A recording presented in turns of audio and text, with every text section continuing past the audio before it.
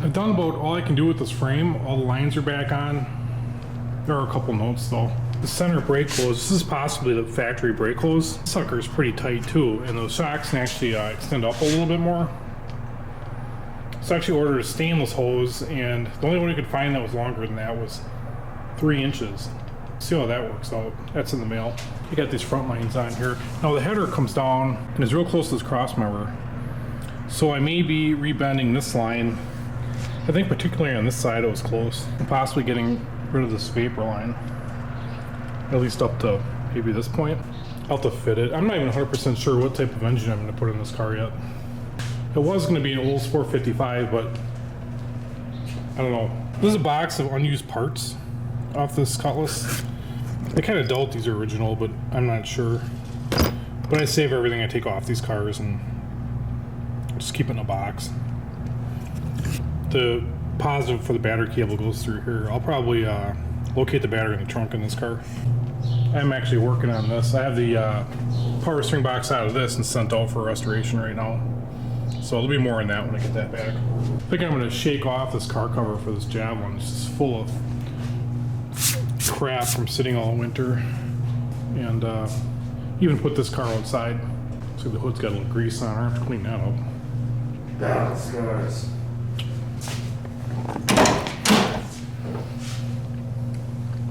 Looking forward to riding this around again. Welcome to Olds Mob 455. Today is the job that we weren't too eager to attack. Because it's all this tarry stuff, and we're going to strip this all down so the firewall and the undercarriage is going to be painted black. And when doing that, this whole place is just going to be like a dust of tar. Yeah, we emptied it out as good as possible here. This is really going to make some tar here, these wheel wells. But we're going to have 2 wire wheels going at once, so I'll probably attack this while he's attacking that. That's because I got to stand up. My back is killing me. He could sit on a stool and go under it. Maybe that bar stool will work pretty good. What do you think of this face, Paul? The sacrifices you make. You're underneath it. This is why we should have a twirly bird or whatever you call it, flip it upside down. The stuff is dropping down in your face, and it's, you know, it's 16-inch particles of tar and dirt. It's getting in my eyes. You know? Right. So the problem with this job is, after an hour of you just using a wire wheel, it just shakes the shit out of your arms, and it catches on stuff, and I got a torn rotator cuff. You know, I could keep whining, but it's a dismal job, and you're breathing in a bunch of crap, even though we got muffs on, you got a mask on. We were talking about dipping it or it's sandblasting. Each one of them has its problems. And I've heard of guys that had their cars acid dipped, and they put it in neutralizer and rinse, and they blow it off and all that. And later on, paint job came apart because there's acid that was still in cracks. I don't know. Maybe preparation wasn't right.